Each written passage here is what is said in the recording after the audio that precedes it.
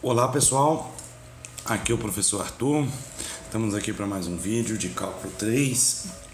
O vídeo de hoje é o último da parte de integrais duplas e triplas, onde a gente vai ver aplicações das integrais duplas e triplas. Nós já vimos algumas aplicações, como volume e área, que surgem, as integrais triplas surgem e duplas surgem exatamente da necessidade de calcular volumes e áreas. Mas a gente vai ver outras aplicações. A primeira é o cálculo da massa de um sólido, certo? Sabendo-se a densidade. Então suponha que você tem um sólido E no espaço, esse sólido aqui, e suponha que você conhece a densidade do sólido. Você tem uma função que descreve a densidade em cada ponto, ok? Esse seu sólido pode ser uma peça de metal, certo? Pode ser uma peça de concreto, de madeira, pode ser uma nuvem também, né? Pode ser qualquer coisa que você queira, que você saiba a densidade em cada ponto, tem uma estimativa da densidade de cada ponto, você quer calcular a massa. Ora, a gente sabe que a densidade é a massa dividida pelo volume. Mas o que é a densidade em um ponto pequenininho XYZ? Em um ponto XYZ. Bom, um ponto não tem massa e não tem volume. Mas a densidade em um ponto é o seguinte: você considera um elemento de volume muito pequeno em torno do ponto, certo? Calcula o volume e calcula a massa desse elemento. Daí você divide a massa pelo volume desse elemento e você tem a densidade aproximada em torno do ponto XYZ. Se você fizer o limite com o volume tendendo a zero, você tem pelo menos uma definição matemática do que seria a densidade no ponto XYZ. Mas sabendo que fisicamente a densidade nunca vai ser o limite, mas vai ser sempre uma massa pequenininha dividida pelo volume pequenininho contendo o ponto XYZ. Então, sabendo a função densidade, suponha que você queira calcular a massa do sólido. Bom, a massa do sólido é a soma das massas quando você divide o sólido em vários pedaços pequenos, em N pedaços pequenos. Ok? Agora, qual que é a massa de um pedaço pequeno? Bom, você pega um ponto dentro do pedaço pequeno. É como se você tirasse o operador de limite aqui. Quando você tira o operador de limite aqui, você tem e passa o volume multiplicando, a massa fica a densidade vezes o volume. Então a massa de um pedaço pequeno do sólido é a densidade em um ponto qualquer ali daquele elemento pequeno vezes o volume daquele elemento pequeno, ok? É porque, como esse elemento é tão pequeno, você pode aproximar a densidade em todos os pontos do elemento. Ela é aproximadamente constante, igual à densidade em um dos pontos do elemento. Então, massa, densidade vezes volume. A unidade de densidade é massa sobre volume, a unidade de volume é volume, cancela, fica unidade de massa. Ok? Então, essa é a massa aproximada de um elemento pequeno de volume ΔV. Então, você divide o seu sólido em N volumes de tamanho ΔV. A massa de cada um deles vai ser ρ de xi, y e zi, ΔV. Você vai somar essas massas aproximadas, você vai ter uma aproximação da massa do seu total do seu sólido. Se você fizer o elemento de volume ΔV tender a zero, você vai ter o valor exato, e vocês sabem que essa integral essa somatório se transforma em uma integral tripla. Você vai somar agora o ρ de xy dv. Isso aqui é como se fosse um elemento de massa infinitesimal de um ponto, é o dm. É a massa infinitesimal de um ponto que está virando o elemento de volume. Então a integral tripla da densidade, ela nos fornece a massa do sólido, ok? Bom, mas não é só isso, a gente tem várias outras aplicações. Vamos ver momentos e centro de massa. Vamos começar aqui com um exercício lá do ensino médio. Suponha que você tem duas massas, M1 e M2, ligadas por uma haste de massa desprezível, e você quer equilibrar elas, uma espécie de gangorra, Bom, você tem que achar o centro de massa do sistema e apoiar o suporte bem no centro de massa. Isso vai ficar equilibrado, não vai cair nem para um lado nem para o outro. Não vai fazer nem assim nem assim. Ok? Pela lei de alavanca de Arquimedes, que vocês aprenderam lá no ensino médio, vocês sabem que a distância D1 e a distância D2, que são as distâncias das massas ao ponto de equilíbrio, tem que obedecer essa equação. M1D1 tem que ser igual a M2D2. Observa aqui então, se você aumenta M1, você está aumentando essa massa aqui. Para que essa igualdade se mantenha, quando você aumenta aqui, você tem que diminuir o D1. Então, quando você aumenta aqui, esse lado está ficando mais pesado, a gente sabe que tem que trazer o equilíbrio mais para cá, né? Então, faz muito sentido com o que a gente experimenta fisicamente, né? Do mesmo jeito, se você diminui essa massa M2, o seu sistema está ficando mais pesado aqui, então você tem que trazer o equilíbrio para cá, ok? Então tem esse balanço aqui entre as massas e as distâncias. Para que isso? Vamos começar a complicar o nosso problema. Primeiro, vamos introduzir coordenadas nesse sistema aqui. Então a gente coloca um eixo X aqui, tem a posição X1 da massa M1, a posição X2 da massa M2 e temos o centro de massa X bar. Queremos calcular o X barra em função das posições e massas. Ora, pela lei de alavanca de Arquimedes, M1D1 é igual a M2D2, mas o D1 é a distância de X barra até X1 é X barra menos X1.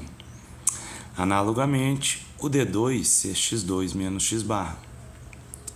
Então, você tem essa equação aqui, que é a mesma coisa que essa equação, mas aqui você pode isolar o X barra em função de X1, X2, M1 e M2, ok? E o que você tem aqui? Olha só, M1x1 mais M2x2 sobre M1 mais M2. Você tem uma média ponderada de X1 e X2 com pesos M1 e M2. Você está fazendo uma média de X1 e X2 com pesos. Aqui, ó, multiplicando X1 e X2. Suponha que as massas são iguais para você ver. Se as massas são iguais, o ponto de equilíbrio aqui, o centro de massa vai ser o meio do sistema. Olha aqui. Se M1 é igual a M2, você coloca M1 aqui em evidência, fica M1 X1 mais X2, e embaixo fica 2M1. Corta o M1 com M1, fica X1 mais X2 sobre 2. É o ponto médio, ou é a média. Então, quando as massas são iguais, o ponto de equilíbrio, o centro de massa, é a média das posições. Quando as massas são diferentes, o centro de massa é a média ponderada das posições, onde os pesos nessa média ponderada são exatamente as massas. Então, se a massa M1 é maior que a massa M2, essa posição X1 aqui tem um peso maior. Então, você vai puxar o centro de massa para cá. Interessante isso, né? Entender o centro de massa como uma média ponderada. E se você tiver várias massas no plano XY? Então aqui a gente tem uma massa M1 com coordenadas X1 e Y1, a massa M2 com coordenadas X2 e Y2 e uma massa M3 com coordenadas X3 e Y3. Em geral, você pode ter N massas MI. A massa total do sistema é a soma das massas. Então você tem M1 mais M2 até Mn, que é o número de massas. E agora a gente quer calcular o centro de massa, que tem coordenadas x barra e y barra. Tá claro? Imagina então, por exemplo, um prato de plástico que tem massa desprezível. E nesse prato de plástico você coloca algumas pedras de massas diferentes, né? E esse prato de plástico não é aqueles pratinhos de churrasco que deforma. Ele é firme.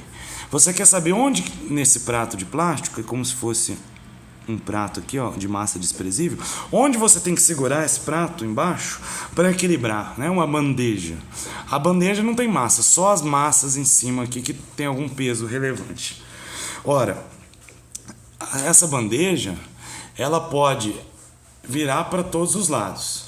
Mas se você equilibrar ela com relação ao eixo Y, né, ela não vai girar mais com relação ao eixo Y, ela pode girar agora com relação ao eixo X. Para ela não girar mais com relação ao eixo Y, você considera que suas massas Então aqui só no eixo X, certo? E equilibra elas no eixo X. Como que você equilibra no eixo X? Seguindo a mesma ideia aqui, fazendo uma média ponderada das posições no eixo X. Então o centro de massa no eixo X vai ser M1x1 mais M2x2 até MNxN. Vai ser a média ponderada das massas das posições XI pelas massas MIs.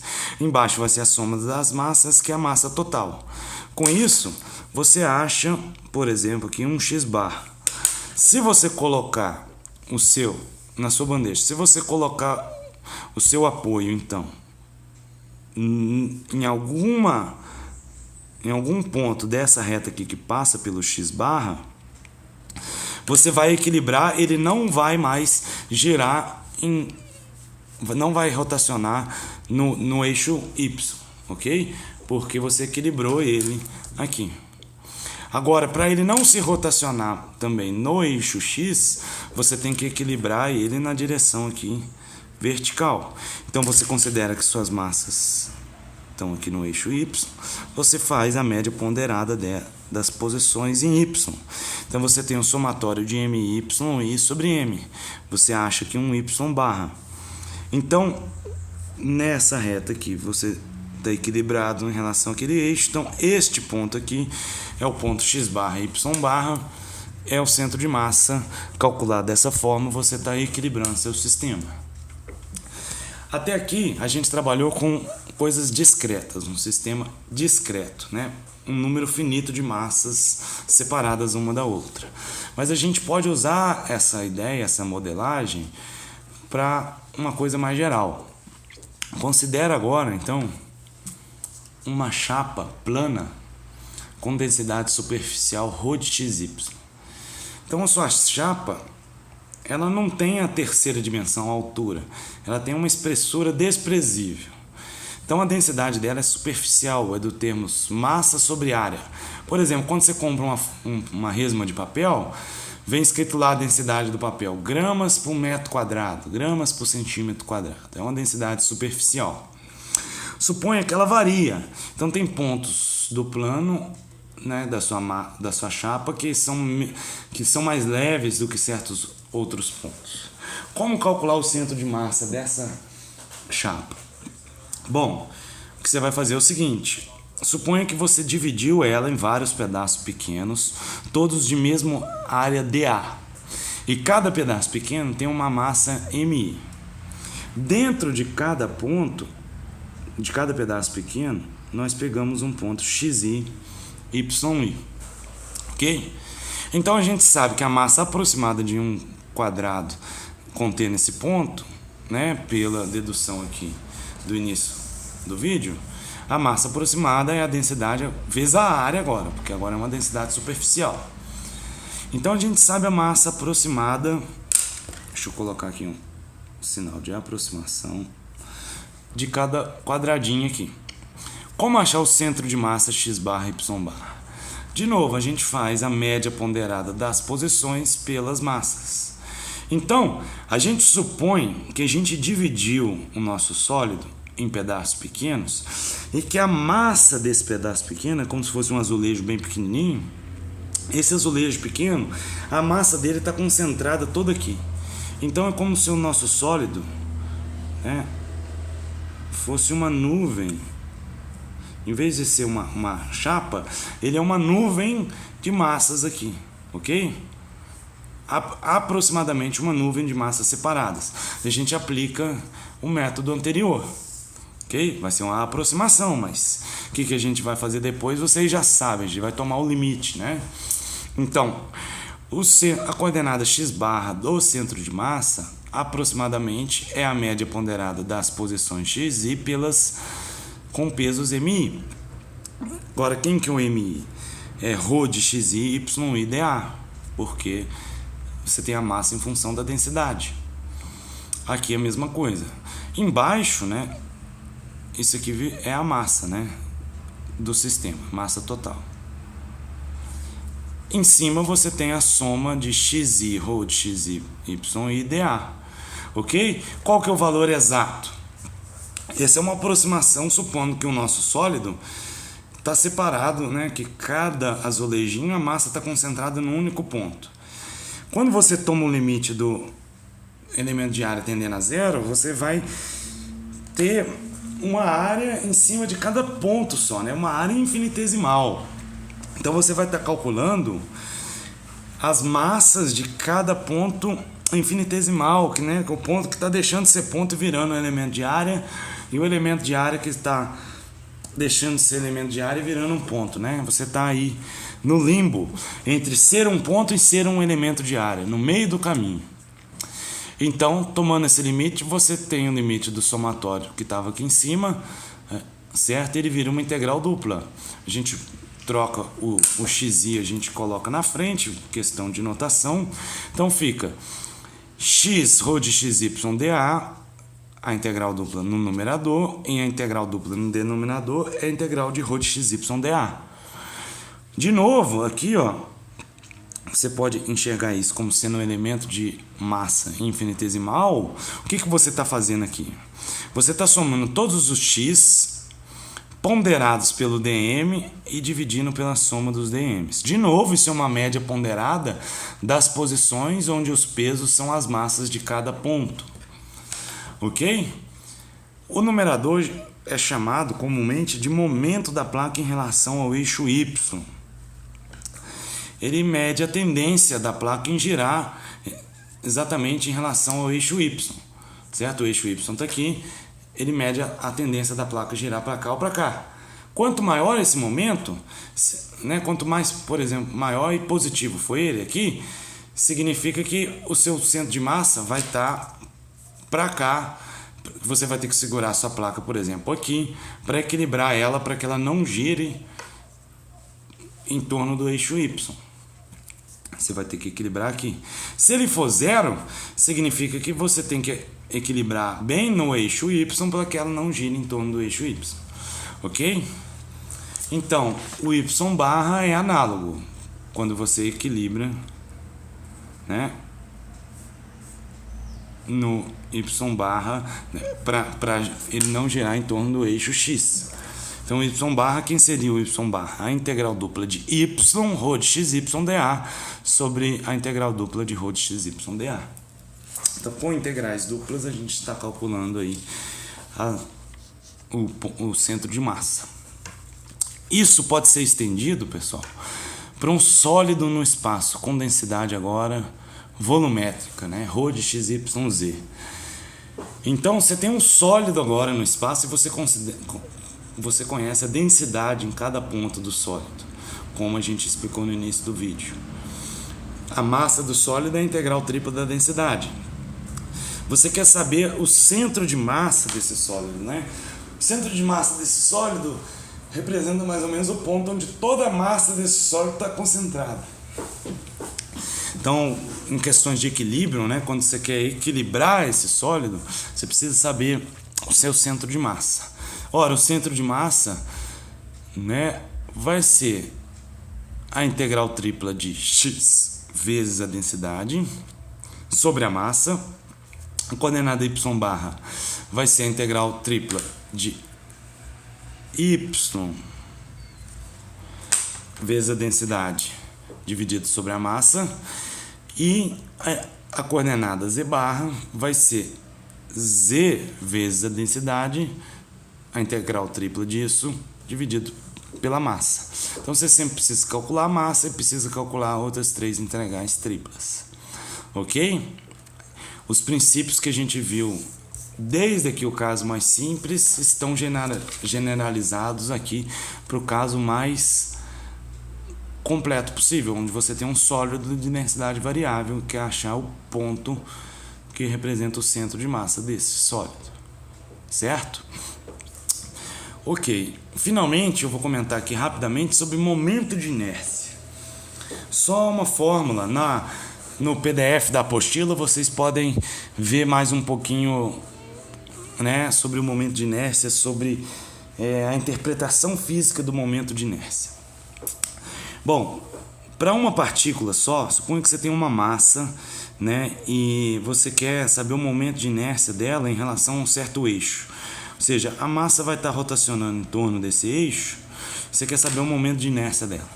Ele mede a dificuldade ou a facilidade de mover essa massa no movimento circular uniforme em torno do eixo. O momento de inércia da massa é a massa vezes R ao quadrado, onde R é a distância da massa ao eixo. Ok? Então suponha que você tem um sólido aqui no espaço e você quer saber o momento de inércia dele em relação ao eixo X. Ou seja, a tendência dele, né, a dificuldade de girar ele em torno do eixo X. Bom, o que você faz? Você considera esse sólido como dividido em várias partículas separadas, ok? Então você tem uma partícula XYZ aqui, certo? Uma massa em torno dela, você quer saber a tendência do seu sólido girar, dessa partícula girar em torno do eixo X. O que você faz? Bom, a tendência daquela partícula girar em torno do eixo X é o momento de inércia dela, é a massa vezes a distância ao quadrado dela em relação ao eixo X. Ora, a distância dela ao eixo X, o segmento mais curto é o segmento que une o ponto XYZ ao ponto X00. Um ponto que está aqui no eixo X. Então, a distância aqui ao quadrado é exatamente y ao quadrado mais e ao quadrado. Porque, pelo teorema de Pitágoras, a distância é raiz quadrada de y ao quadrado z quadrado. Então, qual que é o momento de inércia deste ponto apenas? É y ao quadrado mais z quadrado vezes a massa do ponto, que é o dm. Então, quando você conhece a densidade, a massa é a densidade no ponto vezes o volume infinitesimal naquele ponto, ou em torno daquele ponto. Então, quando você soma tudo isso, você tem um momento de inércia do sólido em relação ao eixo X. Você tem essa integral tripla. Esta integral tripla, então, mede a dificuldade ou facilidade de girar o sólido em relação ao eixo X. O momento de inércia é exatamente esta medida. Na apostila vocês acham mais detalhes e também acham fórmulas análogas para o momento de inércia em relação ao eixo Y em relação ao eixo Z. É simples, né? Calcular. Em relação ao eixo Y vai ser x quadrado mais z quadrado. Em relação ao eixo Z vai ser x quadrado mais y ao quadrado. Ok? Vejam esses detalhes na apostila. Espero que vocês tenham gostado do vídeo, das aplicações das integrais triplas e das integrais duplas. É isso, até o próximo vídeo. Um abraço.